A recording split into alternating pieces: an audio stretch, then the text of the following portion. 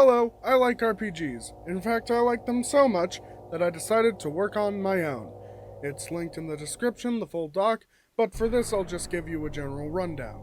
Also, if you're wondering why I'm talking so fast, it's because I already tried filming this once, and dogs were barking so I couldn't. So, this all started because I was playing Kids on Bikes, or more specifically Kids on Brooms, and noticed how, because of the mechanic exploding, which is where you roll the highest number on a die and it explodes and you get to roll it again and add it, and it can stack explosions, I realized that even though you were always trying to roll higher, so a d20 would be your best stat, if you're rolling a d4, you're more likely to explode because there are just so few numbers on a d4. And then I realized, wait, could there be a system where even though you're trying to roll higher, your lower stat is better? And then I came up with rolling at least half of the highest number on the die. For example, on a d4, you'd be trying to roll a 2 or above. On a d20, you'd be trying to roll a 10 or above. And you might hear that and think, aren't the odds always going to be 50-50? No, the odds would be 50-50 if you were trying to roll a 3 or above on a d4 and an 11 or above on a d20, because half of a d4 is 2.5, half of a d20 is 10.5, but this is the highest number on the die halved. So that's how you measure your success. So by that logic, the higher your die is, the worse you actually are at that stat. So that was the main mechanic I built off of.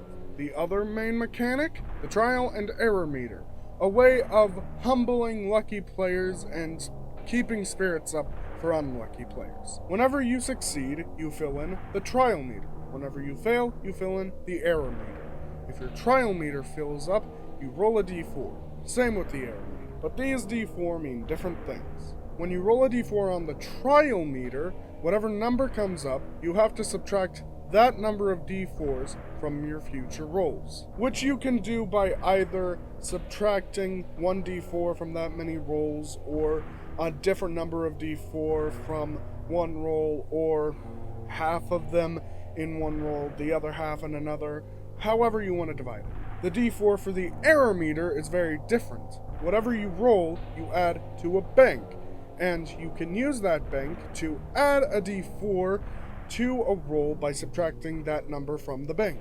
There are other mechanics like damage ranks and ease numbers, and all of those are in the doc that I have linked to in the description, which also includes a table to clear up the confusion that might come from what you roll on a certain die, because there are high variations since you're just trying to roll half of the highest number.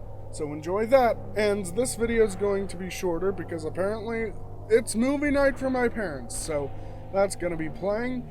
And also, this was really just a video to get people to see my new RPG that I'm working on and give feedback. So do that in the comments, and in case I upload anything else about this, or just anything in general that you might like, subscribe. Anyways, that's the video. See ya, and have a great life, I guess? I replaced my intro with something that's kind of more general, but my outro is still a mystery to me, so stick by for whatever that's gonna be.